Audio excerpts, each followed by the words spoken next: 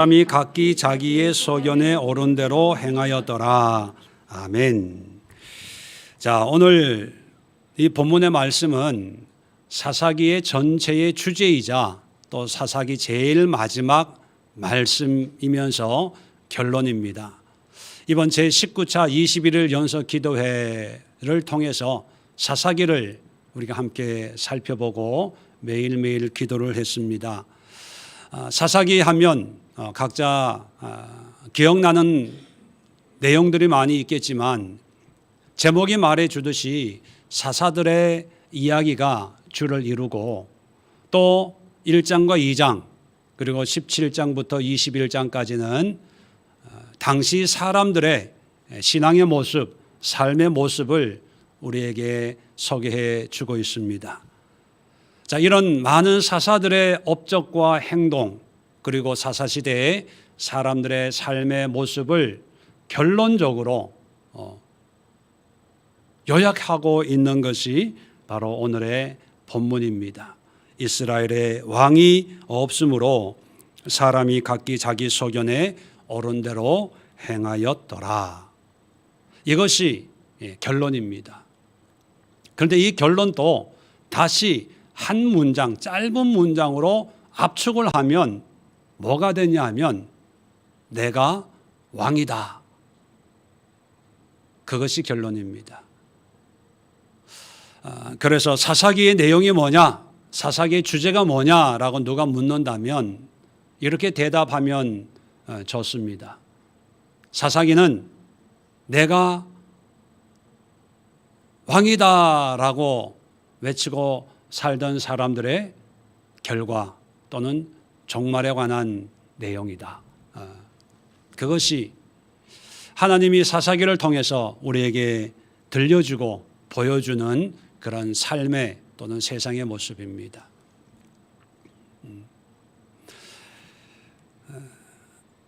오늘 본문을 좀 더 구체적으로 살펴보면 왜 내가 왕이다라고 하는 그런 주제의 의미가 도출이 되는 것일까? 우리 하나씩 한번 살펴보려고 합니다. 자, 그때의 사사시대죠. 이스라엘의 왕이 없으므로, 자, 이스라엘의 왕이 없다. 이방 나라에는 다 왕이 있었습니다. 그런데 이스라엘에는 왕이 없고 하나님이 이스라엘의 지도자로 사사라는 그런 특이한, 특별한 다른 나라에 없는 그런 직분을 사사들에게 주었습니다. 자, 그렇다면 이스라엘에는 진짜 왕이 없었을까요? 이스라엘의 왕은 누굽니까? 하나님이죠. 출애굽하는 그 순간부터 광야 40년 그리고 가나안 땅에 들어와서 여호수아와 함께 전쟁을 하던 그 순간까지 하나님은 이스라엘의 왕이었습니다. 광야에 갈 바를 몰랐던 40년을 낮에는 구름으로 밤에는 불기둥으로 인도하셨고 가나안 땅에 들어와서는 여호수아를 앞장 세워서 전쟁을 하면서 그 전쟁의 모든 과정을 하나님이 주도적으로 개입을 하시면서 전쟁을 하셨어요. 21일 기도회 때도 말씀드렸지만 가나안 전쟁은 특별히 헤렘이라고 하는 그런 의미를 가진 전쟁이었다. 이 헤렘이라고 하는 말이 진멸한다, 바친다 그런 뜻이죠. 그래서 가나안 땅에 들어가면 남녀노소를 불문하고 다 죽이고 전리품들은 다 나에게 갖다 바쳐라. 그렇게 하나님이 말씀하셨어요. 자, 그걸 보고 어떤 사람들은 하나님을 오해해서 뭐라고 그러냐면 너무 잔인한 하나님이다. 어떻게 하나님을 알지 못한다고 어린 아이까지 다 죽이고 노인들까지 다 죽이라고 그러냐. 이런 신은 신이 아니다. 이렇게 이야기를 합니다. 인간적인 관점에서 보면 잔인한 신이지요. 이런 신을 사랑의 하나님, 자비의 하나님이라고 부른다는 것은 앞뒤가 맞지 않는다고 생각을 합니다. 그 생각은 맞지만 그 생각은 단편적인 생각입니다. 왜 하나님이 진멸해라 헤렘이라고 하냐 하면 옛날 고대 사회는 왕이나 장군이 전쟁에서 이기면 그 모든 전리품은 내 것이 되는 거죠. 전쟁에 참여한 사람들 그리고 그 전쟁을 지휘한 사람들의 몫이 되는 거예요. 그리고 사로잡은 사람은 다 노예가 되는 거예요. 내 소유물이 되는 거예요. 그건 누구나 인정하는 전쟁의 방법이고 전쟁의 원리였습니다. 자, 그런데 하나님께서 모든 백성들을 이방 백성들을 죽여라 그리고 그 전리품을 나한테 넘겨라 라고 하는 것은 잔인한 하나님을 보여주는 것이 아니라 이 전쟁이 누구의 전쟁인가를 알려주는 거예요. 다시 말하면 여호수아가 앞장서 있지만 사실 그 전쟁을 진두지휘하고 그 전쟁을 친히 싸우는 사람이 누구냐? 바로 하나님이다라는 거예요. 내가 싸운다. 나의 전쟁이야. 그래서 내가 싸워서 이긴 거니까 모든 포로들은 나한테 바쳐야 돼. 모든 전리품은 내 거야. 그런 의미예요. 이게 헤렘이거든요. 그러니까 헤렘 해야 된다라고 하는 것은 잔인한 하나님 여기에 방점이 있는 게 아니라 이 전쟁은 하나님이 직접 수행하시는 그런 전쟁이구나. 그걸 사람들에게 알려주는 거였거든요. 그래서 여호수아는 그 헤렘 전쟁을 열심히 했어요. 여리고성을 점령할 때도. 그런데 아간이 아이성에서 전쟁을 하는데 이 헤렘을 안 한 거예요. 하나님이 친히 싸우는 전쟁인데 마치 자기가 열심히 싸워서 이긴 줄 알고 밍크 코트를 한 벌 숨긴 거예요. 이건 내가 싸워서 얻은 거야. 자, 그랬을 때 하나님이 그래? 네 마음대로 한번 해봐. 너의 전쟁이라고 한번 싸워봐. 그래서 내버려 뒀어요. 그런데 아이성 사람들은 여리고성에 비해서 아주 작은 성이에요. 그리고 이스라엘 사람들의 군대 숫자와 비교해서 아주 적은 숫자의 군인들을 가지고 있었거든요. 그런데 싸우니까 대패를 하는 거예요. 이길 수가 없는 거예요. 그래서 나중에 조사해 보니까 아간이라는 사람이 외투 한 벌을 숨긴 거예요. 그래서 회개하고 하나님 이 전쟁은 하나님의 전쟁입니다 하고 하나님의 뜻 가운데 모든 것이 이루어지기를 원합니다 했더니만 이제 가나안을 정복하게 되는 거거든요. 자, 그런 의미에서 하나님이 분명히 이스라엘의 왕인데 오늘 성경에 보면 이스라엘의 왕이 없으므로 이 사람들은 왕이 없다고 여겼다는 거예요. 어떤 해석가들은 이렇게 얘기합니다. 이스라엘의 왕이 없다 이 표현은 그 다음에 나오는 룻기가 이제 결론적으로 뭘 얘기해 주려고 하냐면 다윗의 증조 고조 할머니가 룻이거든요. 그래서 이 룻을 통해서 이제 다윗이 나오고 다윗을 통해서 다윗 왕조가 이제 세워지는 것을 염두에 두고 이스라엘의 왕이 없다는 것은 다윗의 등장을 알리는 그런 예고편이다. 연결하는 거다. 그래서 룻기 뒤에는 사무엘서가 등장합니다. 이 사무엘서에 이제 다윗이 왕이 되는 과정을 이제 소개해 주고 있거든요. 그러니까 이 왕이 없다는 것은 다윗과 연결시키려고 하는 어떤 그런 의미의 흐름을 이어주는 그런 표현이다 이렇게 해석을 합니다. 그런데 중요한 것은요, 여러분 잘 한번 보세요. 다윗 왕조가 세워졌다고 해서 삶이 달라집니까? 왕이 없던 왕이 세워진다고 해서 능력 있는 군주가 지혜로운 왕이 등극을 했다고 해서 이스라엘의 신앙이나 역사가 달라집니까? 마찬가지예요. 이스라엘의 역사가 그걸 말해주는 것입니다. 예, 다윗이 등장을 해요. 그런데 다윗이 죽고 솔로몬 사후에 나라가 갈라져요.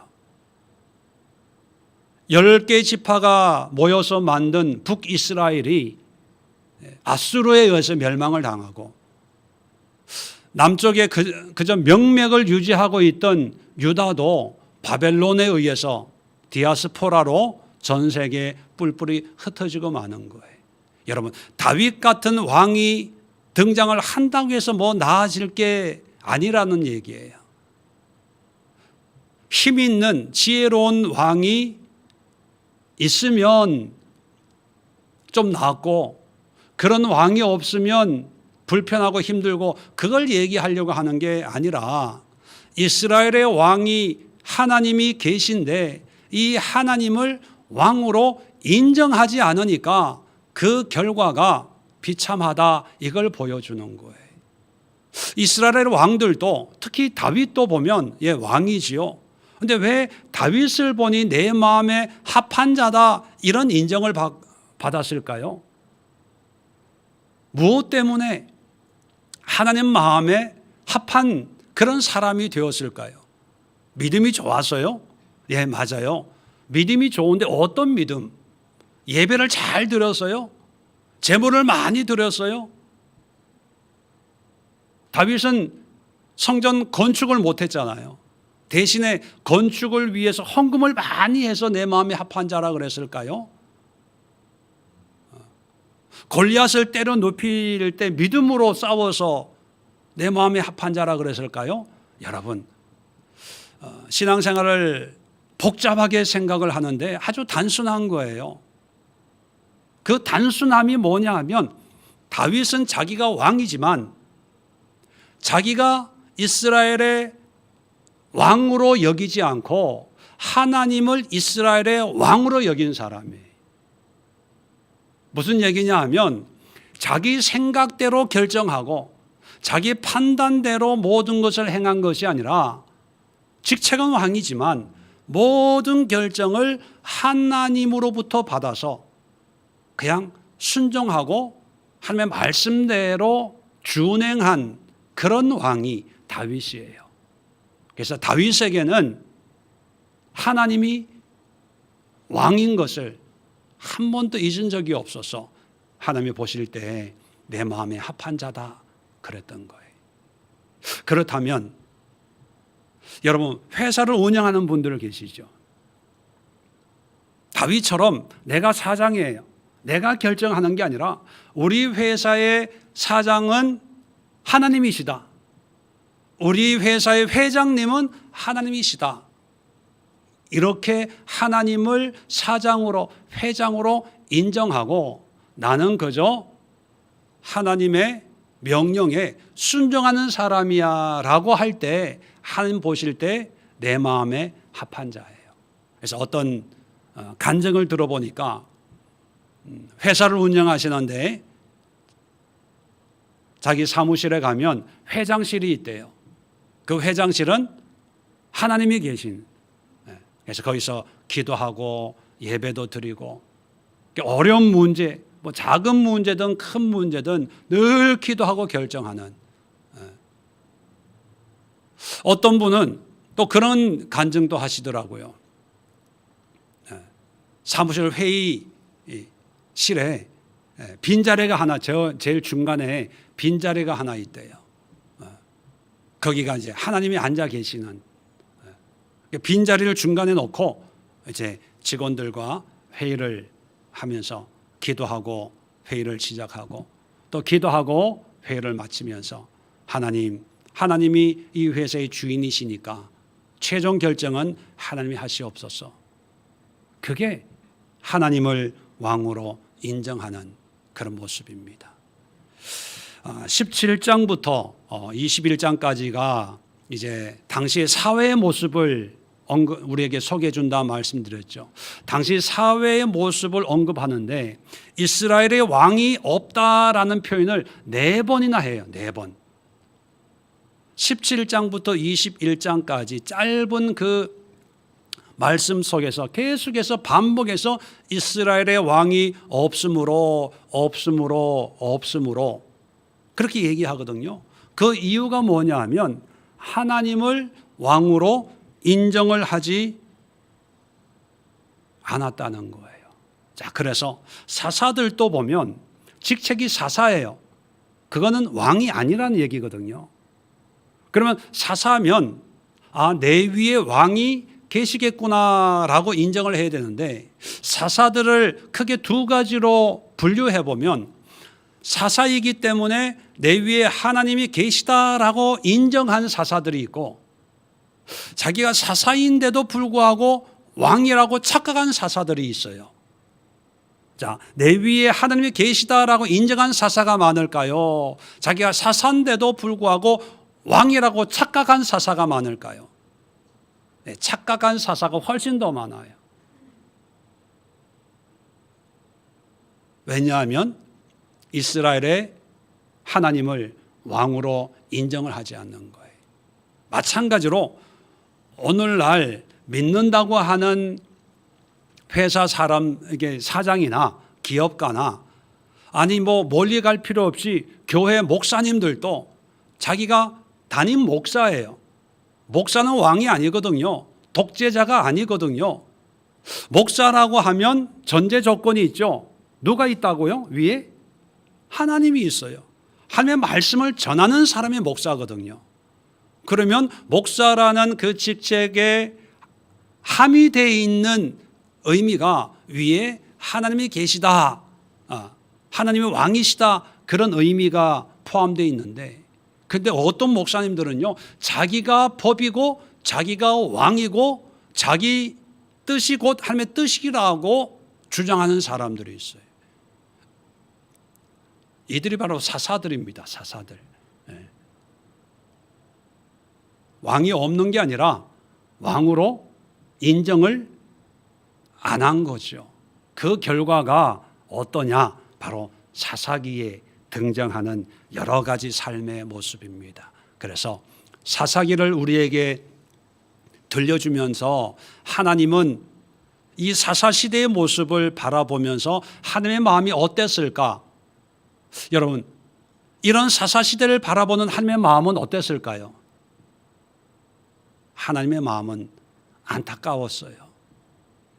내가 너희들의 왕인데 나를 찾지 않고 왜 자꾸 바알을 찾냐, 아세라를 찾냐, 세상을 찾냐, 왜 자꾸 사람을 의지하냐, 사사들 보면서 왜 자꾸 너의 능력을 의지하냐. 기드온 같은 사람, 입다 같은 사람들은 사사인데도 마치 자기가 왕이라고 착각한 사람들이에요.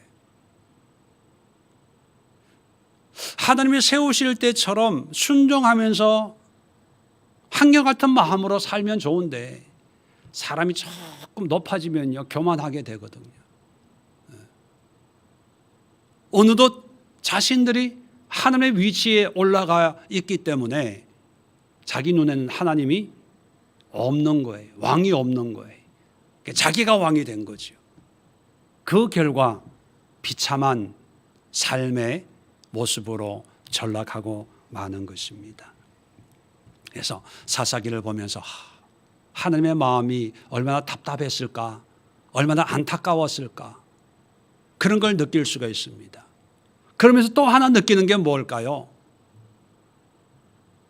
우리가 살고 있는 이 시대가 사사시대가 아닐까.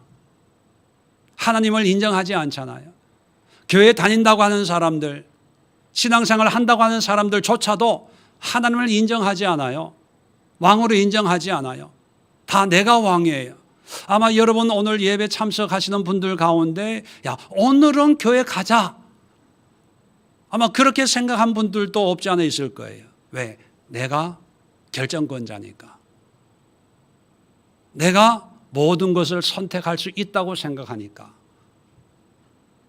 그런데 그런 신앙에서 하나님의 뜻에 순종하는, 그러니까 오늘 교회는 가지만 하나님의 뜻에 순종해서 가자. 똑같은 우리의 삶이지만 의미를 바꾸면 하나님이 왕이 되시거든요.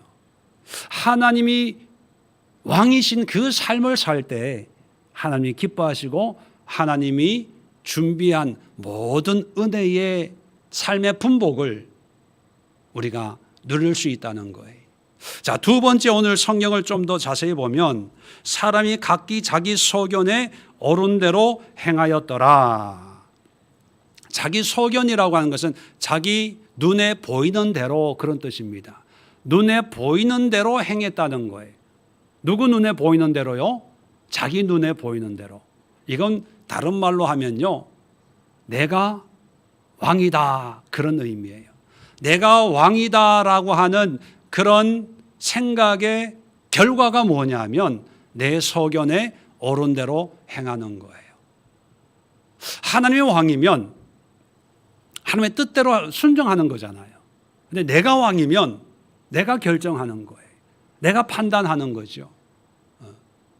자, 그 결과가 어떤 모습일까? 자, 17장을 한번 열어보세요. 사사기 17장. 16장까지가 사사의 이야기고 17장부터는 사사가 등장하는 것이 아니라 일반 이스라엘 사람들의 삶의 모습을, 단편적인 내용을 우리에게 소개해 주고 있거든요. 6절 보십시오. 17장 6절에 보면 그때에는 이스라엘의 왕이 없었으므로 사람마다 자기 소견에 옳은 대로 행하였더라. 자, 이걸로 17장을 시작을 해요. 자, 21장 제일 끝도 똑같은 말씀으로 마칩니다. 자, 우리 마가복음을 공부할 때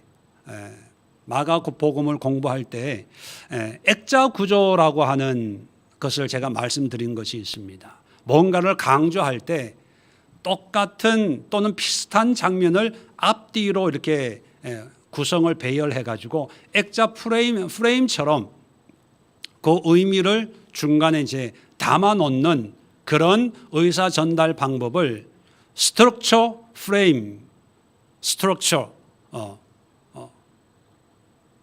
액자 구조, 액자 구성, 뭐 이렇게 표현을 합니다.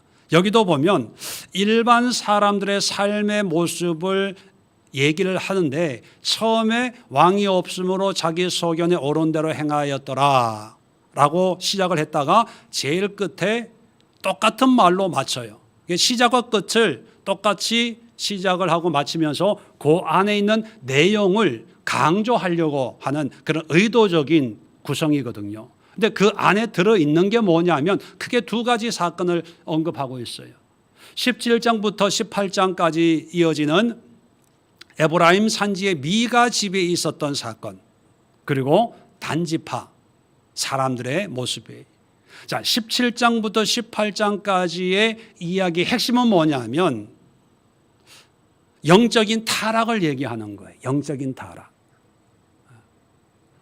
미가가 하나님을 섬기는데 집에 산당을 만드는데 하나님의 말씀대로 만드는 게 아니라 자기가 마음대로 신상을 만들어요. 신상을 만들고 에봇도 만들고 드라빔, 이건 뭐냐면 부적이거든요. 점치는 부적이에요. 그걸 만들어 놓고 하나님을 섬긴다 그랬는데 마침 레위 청년을 하나 만나가지고 야, 연봉을 줄 테니까 우리 집에서 우리 가족을 위한 제사장이 되라 그래요. 그랬더니 이 레위 청년도 연봉 준다니까, 돈 준다니까 얼씨구나 좋다 하고 그렇게 하겠습니다 그러는 거예요. 자, 그래 와가지고 하나님을 섬기는데 진정한 하나님을 섬기면 뭐 두말할 필요가 없죠.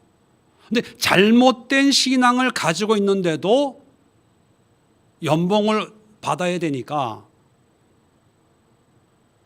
그 사람 기분 좋게 예배를 드려주는 거예요. 자, 그리고 그런 모습을 단지파 사람들이 지나가다가 봐요. 원래 단지파 사람들은 블레셋 사람들 있는 그쪽에 이제 제비 뽑아서 그 땅에 머물면서 블레셋 사람들을 몰아내서 하나님의 나라를 이제 세우는 것이 사명이거든요. 근데 이 단지파 사람들은 몇 번 해보다가 삼손이 단지파 출신 사사거든요. 삼손이 그런 일을 해야 되는데 연애하다가 인생 끝낸 거거든요. 바람 피우다가. 삼손이 없으니까 이제 의욕이 없고 뭐라고 생각했냐면 하나님이 비록 이 땅을 우리에게 주셨지만 우리 능력은 이걸 감당 못해. 그러니까 우리 능력에 맞는 새로운 땅을 찾아가자. 그래서 저 이스라엘의 저 갈릴리 호수 저 위쪽에 있는 땅을 찾아 떠나는 거예요. 하나님의 사명이고 말씀이 이런 거 없고 내가 편한데 내가 좋은 곳으로 그냥 옮겨가는 거예요. 옮겨가는데 이 미가 집에 들려가지고 그 신상, 우상 그리고 그 레위 청년 제사장도 데리고 가요. 그 제사장 청년한테 뭐라 그러냐면 야, 너 한 가정의 제사장이 될래? 한 지파의 제사장이 될래? 그랬더니 이 청년이 생각도 안 하고 한 지파의 제사장이 되겠습니다 하고 따라가는 거예요. 이게 뭐냐면 오늘날로 쉽게 표현하면 너 100명 교회 담임 목사 할래? 10,000명 교회 담임 목사 할래? 선택해. 그러니까 어떤 교회가 좋을까요? 10,000명 교회가 훨씬 낫죠. 대접받고요. 사람이 많고요. 자가용 주죠. 사택 주지요. 고민하지 마. 뭐 그런 노래가 있더라고요. 네. 그게 영적인 타락을 얘기하는 거예요. 자, 영적인 타락을 하면 필연적으로 따라오는 게 뭐냐면 자기 선택, 자기 결정, 자기 생각, 자기 느낌, 자기 감정이에요. 신상을 만들어 놓고도 이게 하나님을 예배하는 거야. 자기가 그렇게 결정하고 그렇게 생각하면 그게 옳다고 여겨지는 거예요. 돈에 팔려서 제사장이 되어주는데 이게 하나님의 인도야 이렇게 생각해 버리면 그냥 그렇게 느껴지는 거예요. 이게 자기가 왕이 되는 모습이거든요. 그 다음에 19장부터 21장까지는요. 레위인 첩에 대한 이야기가 나와요. 이 첩이 베냐민 지파 사람들은 기브온 사람들한테 겁탈을 당하는 그런 일이 있고 그리고 죽어요. 그래서 이 죽음에 항의를 했더니만 이스라엘 11지파가 베냐민 지파와 전쟁을 하는 일을 기록하고 있습니다. 예, 참 흉악무도한 사람들이죠. 어떻게 그럴 수가 있겠어요. 자, 그런데 그런 윤리 도덕적인 문제도 심각하지만 더 근본적인 문제는 영적인 타락입니다. 레위인이라면 요즘에는 목회자거든요. 레위인이 첩을 가지고 있어요. 그런데 성경 어디에도 첩이 죽은 거에 대해서는 울분을 느끼고 참을 수가 없다, 싸우자 그러는데 레위 사람이 첩을 가지고 있는 거에 대해서는 이런 방구가 없어요. 그리고 이 레위 사람이 얼마나 나쁜 사람이냐 하면 이 불량배들한테 자기 첩을 윤관하도록 내준 사람이 누구냐 하면 레위 사람이 자기가 이 여자를 내줘요. 그런데 이 불량배들한테 겁탈을 당한 이 첩이 사실 불량배한테 죽은 건 아니에요. 살아서 그 다음날 새벽에 이 레위 남편이 있는 집에 도착을 했는데 아니 첩이지만 사경 위기에 내몰았으면 잠이 안 와야 되잖아요. 노심초사 무슨 일이 있을까 걱정 근심하면서 기다려야 되잖아요. 근데 문을 걸어 잠그고 잠을 잔 것 같아. 기어서 집까지 왔는데 문이 잠겨져 있으니까 좀 도와주면 응급처치를 하면 살 수도 있는데 그걸 모르고 문 걸어 잠그고 잠을 잔 것 같아요. 아침에 일어나 보니까 이 레위 사람이 아침에 일어나 보니까 그 첩이 문 앞에 죽어 있거든요. 근데 죽어 있는 줄도 모르고 그 첩을 보고 제일 처음 한 말이 뭔지 아세요? 성경에 나와 있는데 죽은 사람 보고 뭐라 그러냐면 일어나라. 이제 우리 집으로 출발하자. 그거예요. 아니, 그렇게 심한 고통을 당한 사람한테 하는 말이 일어나, 이제는 가자. 그 말일까요? 자기 살고자 첩을 불량배한테 내주었을까요?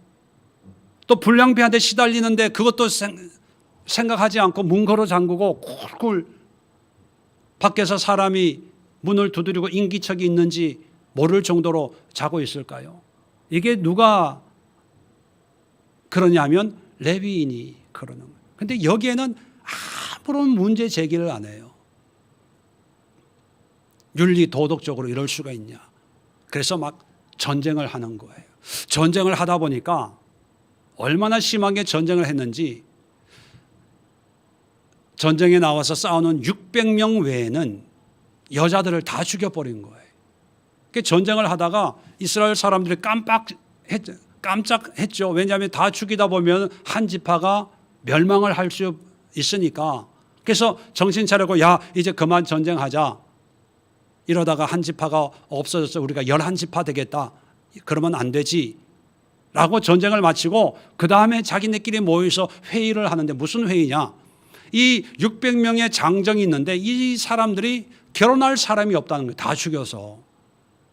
야, 싸워야 될 이방 사람들하고는 안 싸우고 싸우지 말아야 될 자기네끼리는 싸우는데 머리 터지게 싸운 거예요. 그래서 어떡하지 고민하다가 결정을 했습니다. 어떤 결정이냐 하면 자기네와 싸우는데 동참하지 않는 사람들이 누가 있지? 어느 지파 사람들이 군대를 파견을 안 해서 조사해 보니까 길앗 야베스 족속이 군대를 파견을 안 했어요. 그래가지고 그 길앗 야베스 사람들을 죽인 거예요. 갓지파 사람들이거든요. 같은 동족을 죽여요. 자기가 왕이 되니까 자기 결정이 곧 하나님의 결정이라고 착각을 하고 형제를 죽이는 거예요. 죽여서 그 지파 결혼하지 않는 처녀 400명을 납치해서 오는 거예요. 납치해서 이제 600명한테 주는 거예요. 자, 600명이 남아있는데 400명 아가씨는 구했는데 나머지 200명이 부족한 거예요. 또 고민을 하는 거예요. 고민하다가 결정을 했습니다. 어떤 결정이냐 하면 실로가 이제 성막이 있는 곳이거든요. 그 성막에 여호와의 절기가 되면 전국에서 이제 믿음 좋은 아가씨들이 모여가지고 하나님의 절기를 지키는 그 명절이 다가오는데 베냐민 청년들에게 200명에게 얘기하는 거야. 야, 그 명절 때 몰래 숨어 있다가 그 명절 지키러 오는 아가씨, 네 마음에 드는 아가씨 한 사람씩 납치해가지고 네 아내 삼아. 여러분, 이스라엘 역사에 이런 적이 있습니까? 내 마음대로 납치해가지고 아내 만들고 그런 적이 없거든요. 그런데 자기가 왕이니까 그렇게 결정을 해서 그렇게 하라고 하는 거예요. 그 내용을 21장까지 기록하고 있는 거예요. 그러면서 이 결론이 뭐냐 하면 자기 소견에 옳은 대로 행하였더라. 다른 말로 표현하면 하나님을 왕으로 인정하지 않고 자기가 왕이 되었다. 이걸 얘기하는 거예요. 사사들도 크게 두 부류로 구분을 해보면 하나님을 왕으로 여긴 사사가 있고 반대로 자기가 왕처럼 행동한 사사들이 있어요. 근데 거의 대부분이 자기가 왕인 줄 착각했던 사사들인데 지도자들만 그런 게 아니라 일반 백성들, 서민들도 자기가 왕이라고 착각을 했다는 거예요. 그러니까 자기 생각이 중요해지는 거예요. 자기 감정이 중요해지는 거예요. 자기 느낌이 결정적인 기준이 되는 거예요. 그래서 내 생각에는 이건 아니라고 생각해. 내가 볼 때는 이건 아니야. 그 결과가 사사시대의 모습이에요.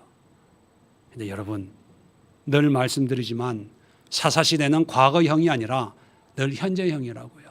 지금이 그렇잖아요. 여러분, 결정할 때 하나님의 뜻에 순종해서 결정할 때가 많아요. 내 느낌, 생각, 판단, 내가 가진 지식과 기준으로 결정할 때가 많아요. 아마 물어보나 만할 거예요. 그게 사사시대거든요. 그러면 이 시대를 어떻게 살면 좋을까? 하나님이 어떤 신앙을, 어떤 삶을 원하실까? 너무나 단순해지는 거예요. 간단해지는 거예요. 내가 왕이 아니라 왕권을 하나님께 다시 돌려드리는 거예요. 그래서 하나님, 이런 일이 생겼는데 어떻게 하면 좋을까요? 내 뜻대로 마옵시고 하나님 뜻대로 해주세요. 물론 하나님이 구체적인 방법을 제시해 주진 않지만 일단 하나님 앞에 보고하는 거예요. 여러분, 직장생활 해보셨지만 결제 올렸다고 눈앞에서 도장 찍는 일도 있지만 결제를 올리면 그것이 이틀 뒤에, 일주일 뒤에, 한 달 뒤에 그 결제가 내려올 때가 있거든요. 중요한 것은 사장이 결제를 해주면 그 결제대로 행동하면 되는 거예요. 우리도 마찬가지입니다. 하나님이 왕이기 때문에 하나님 앞에 묻는 거예요. 큰 일부터 작은 일까지, 급한 일부터 급하지 않는 것까지, 중요한 일부터 중요하지 않는 일까지, 하나님, 오늘 이 사람 만나기로 했는데 이 만남이 하나님의 뜻이기를 원합니다. 혹시 하나님이 기뻐하지 않는 만남이라면 만나지 않게 해 주옵소서. 내 마음에 하나님이 계시는 공간을 만들어 놓고 그 방 문패에 나의 왕 이렇게 적어 놨다고 생각하면 돼요. 그렇게 사는 것이 바로 사사시대를 살아내는 믿음의 사람들의 모습입니다. 자, 그런데 오늘 또 본문을 좀 더 살펴보면 자기의 소견에 옳은 대로 행하였더라. 자, 옳은 대로 행했다. 옳은 삶을 살면 다 용서되는 거 아닙니까? 바른 생활 사람. 야, 저 사람은 정말 바른 사람이야. 저 사람은 신뢰할 만해. 그러면 뭐 괜찮은 거죠, 뭐. 근데 문제는 뭐냐면 옳은 게 좋은 게 아니라 옳다는 거의 기준이 뭐냐는 거예요. 기준. 우리는 옳다는 거에 마음이 빼앗겨요. 그런데 뭐가 옳은 거냐? 여러분, 북한 사람들이 옳다는 개념하고 우리 남한 사람들이 옳다는 개념하고 같을까요? 틀릴까요? 틀려요. 달라요. 조폭 사회에서 옳은 거하고 교회 성도들 사이에서 옳은 거하고 틀려요. 왜 그러냐 하면요, 내가 왕이다라고 주장한다는 그 의미는 내가 기준이 되는 삶이거든요. 그래서 하나님이 왕이냐 내가 왕이냐라고 하는 이 두 가지 개념은 결과적인 어떤 모습이 하나 만들어지는데 누가 왕이냐에 따라서 기준이 달라져요. 왕이란 존재는 기준을 만드는 존재거든요. 내 말이 곧 법이다라고 표현하지 않습니까? 그것은 왕이 기준인 거거든요. 그래서 하나님이 왕이면 하나님이 기준이 되는 거고 각자가 왕이면 각자가 기준이 되는 거예요. 그래서 사회를 크게 두 가지로 나누면 첫 번째 사회는 기준을 만드는 사회가 있어요. 기준을 만드는 사회. 어떤 사회일까요? 경쟁하는 사회예요. 전쟁하는 사회. 내가 왕이 되어야 되니까 전쟁하는 거예요. 왕이 되면 내가 기준이 될 수 있어요. 이런 전쟁하는 사회가 가장 대표적인 게 회사들입니다. 회사들은 기준 싸움입니다. 기준 싸움. 뭔가 최초로 뭔가 만들면 그게 그 업계에서는 기준이 되는 거예요. 그래서 막 머리 싸매고 새로운 이 제품을 개발하는 거예요. 우리 신 집사님도 새로운 제품을 개발하면 그 업계에서 그게 기준이 돼서 거기를 통해서 모든 게 이제 또 파생되는 거죠. 우리가 빨래할 때 보통 하이타이 그렇게 표현해요. 시장 가서 하이타이 하나 사와. 근데 시장 가면 요즘에 하이타이가 없을 거예요. 여러 종류의 어떤 그런 세제들이 있는데 우리는 그냥 통칭해서 하이타이라고 불러요. 왜냐하면 하이타이가 세제의 대명사 처음으로 소개됐기 때문에 사람들이 세제하면 하이타이가 기준이라고 생각을 하는 거예요. 치약사와 그래서 약국 가는 사람 없을 거예요. 이빨에 약칠을 한다. 이게 개념적으로 맞지 않는데 근데 이 치약이라고 하는 브랜드가 처음으로 우리에게 소개가 돼가지고 그것이 기준이 돼서 이빨 닦는 거는 그냥 치약. 물론 브랜드는 뭐 페리오도 있고 무슨 뭐도 있고 뭐 하여튼 뭐 아토미도 있고 뭐 여러 가지가 있지만 그냥 치약하면 그 개념이 하나의 기준이 되는 거예요. 봉고하면 여러분 뭘 떠올립니까? 승합차. 봉고 없어진 지 오래됐어요. 봉고하면 설명을 안 해도 그냥 여러 사람이 타고 다니는 그런 승합차. 그 기준을 누가 만들었냐? 회사에서 연구하고 개발해가지고 이런 걸 한번 만들어 보자 해서 그게 대박이 난 거죠. 그러니까 회사에서는요 치열하게 연구 개발하는 거예요. 정치도 마찬가지입니다. 내가 대통령이 돼야 내가 기준이 되는 거예요. 그러니까 뭐 선거에서 뭐 그냥 공약이 아니라 그러니까 빌 공짜 뭐 아무 말이라도 막 해서 일단 대통령이 되고 나면 자기가 기준이 되니까 죄송합니다. 이런 공약은 내 임기 중에는 할 수가 없으면 이렇게 얘기해도 조금 욕은 먹지만 또 넘어갈 수 있는 거거든요. 그러니까 기준을 만드는 사회는 전쟁하는 사회예요. 싸워서 내가 이겨야 되는 거예요. 사사시대가 기준을 만드는 사회예요. 그러니까 날마다 싸우다 보니까 문제가 생기는 거예요. 그런데 또 한 사회가 있는데 기준이 정해진 사회예요. 기준이 정해진 사회는 전쟁할 필요가 있을까요? 없을까요? 싸울 필요가 있을까요? 없을까요? 없어요. 기준이 정해진 사회의 가치관은 뭐냐면 정해진 기준을 내가 얼마나 잘 지키고 있는가. 그게 중요한 거거든요. 정해진 사회의 대표적인 사회가 어떤 사회일까요? 신앙사회. 하나님을 믿는 믿음의 세계가 정해진 기준이. 하나님 우리에게 정해진 기준을 주었습니다. 그러면 우리는 이 기준에 맞도록 살면 되는 거예요. 크냐 적으냐, 많으냐 작으냐, 몇 명이 모이냐, 부자냐 가난하냐, 힘이 있냐 없냐, 많이 배웠냐 적게 배웠냐. 이건 세상 살아가는데 어떤 세상의 기준은 될지 몰라도 하나님 나라에서는 기준이 될 수 없어요. 부자가 되더라도 규칙을 지키고 살았냐 그렇지 못했냐. 세상에 재벌이 됐는데 하나님의 기준대로 살지 못해서 그럼 아무 의미가 없는 거예요. 성경이 우리에게 말하고 있는 것은 정해진 기준을 사는 삶을 살아라 그거예요. 삼손 같은 경우에는 정말 나기 전부터 특별한 은혜를 받았어요. 나시린으로. 그리고 특별한 은사를 받았죠. 그리고 사사로 임명까지 받았어요. 그런데 이 삼손은 규칙을 정하는 삶에 몰두했습니다. 사사지만 나시린이지만 나는 최초로 블레셋 여자와 결혼할 거야. 블레셋 여자하고 연애를 시작을 했어요. 사사지만 나시린이지만 기생하고 결혼할 거야. 나시린이고 사사지만 드릴라하고 이방 여인하고 결혼할 거야.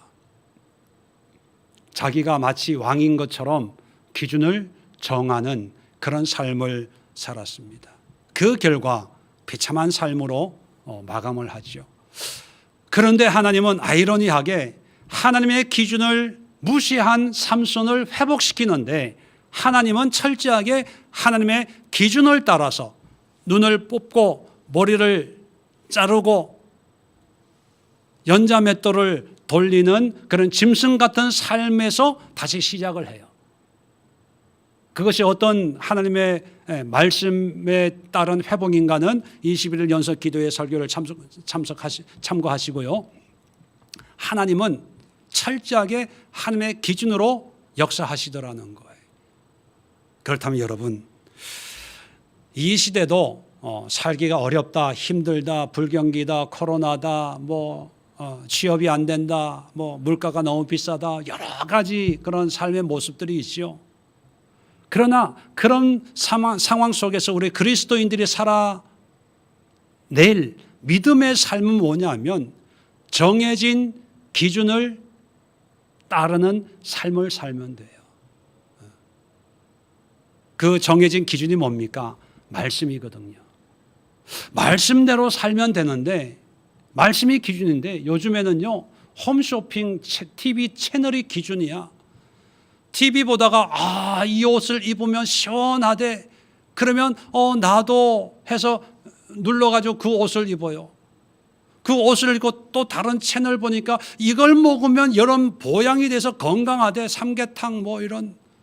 그래서 또 그걸 먹어요. 그 다음 채널 보니까 이 약을 먹으면 또 비타민이 어쩌고 건강해지고 또 그걸 먹어요. 그걸 먹고 또 채널 보니까 제주도에 몇 박 며칠 해외 여행이 어떻고.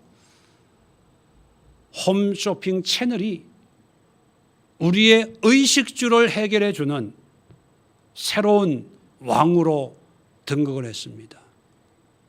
그리고 그 선택은 철저하게 내가 선택하는 거예요.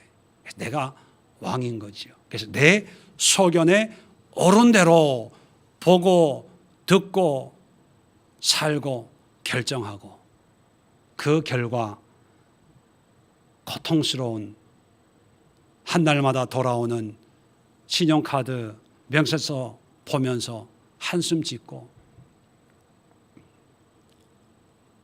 또 그런 내 형편 상황에 마음에 멍이 들고 그런 상태로 사람들과 얘기하다가 혈기가 나고 감정이 폭발을 하고 또 그런 삶을 보장받기 위해서 돈에 팔리고 물질에 팔리고 더 많이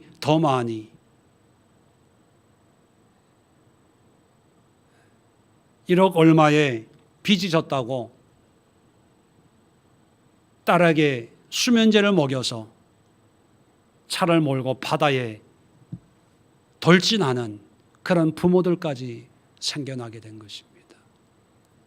이게 사사시대고 우리가 사는 시대입니다. 이런 시대를 우리가 어떻게 살아야 될까? 바로 사사기가 말해주고 있고 오늘 말씀이 그 결론을 내리고 있습니다. 왕이 없어서 이렇게 됐고 자기 소견에 옳은 대로 살아서 이렇게 됐고 결국은 자기가 왕이 된 결과가 이렇다면 너희들은 하나님을 왕으로 섬기고 하나님 소견에 옳은 대로 하나님의 기준으로 순종하며 살아라. 아둥바둥 살지 말고 전쟁하며 살지 말고 내가 고민하고 걱정하고 내가 뭔가 해야 된다고 생각하지 말고 하나님 앞에 다 맡기고 하나님의 뜻 가운데 순종하면 그것이 행복하고 형통하고 의미 있는 삶이다라고 하는 것을 우리에게 말씀해 주고 있습니다. 여러분들도 한번 오늘 이 말씀을 통해서 스스로에게 한번 질문해 보십시오. 누가 내 인생의 왕인가?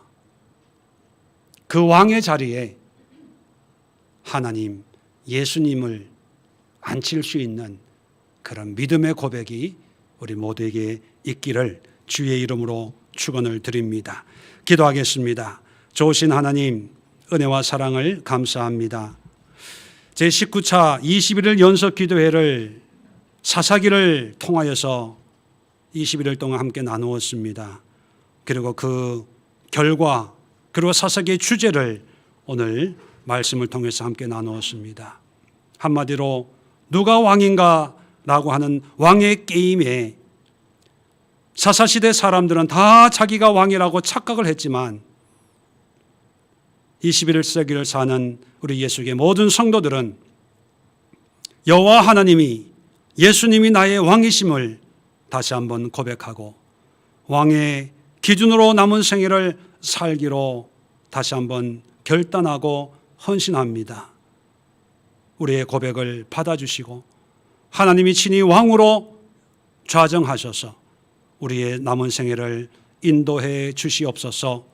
이제는 우리 주 예수 그리스도의 은혜와 하나님 아버지의 크고 놀라운 사랑하심과 성령의 교통하심이 예배하는 모든 믿음의 권속들, 심령과 가정과 일터와 우리가 살고 있는 이 시대와 이 나라와 민족 위에 지금부터 영원까지 함께하옵시기를 간절히 축원드리옵나이다.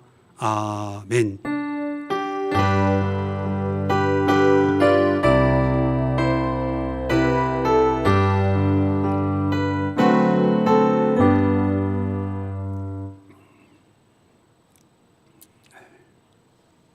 음악 좀 켜주세요.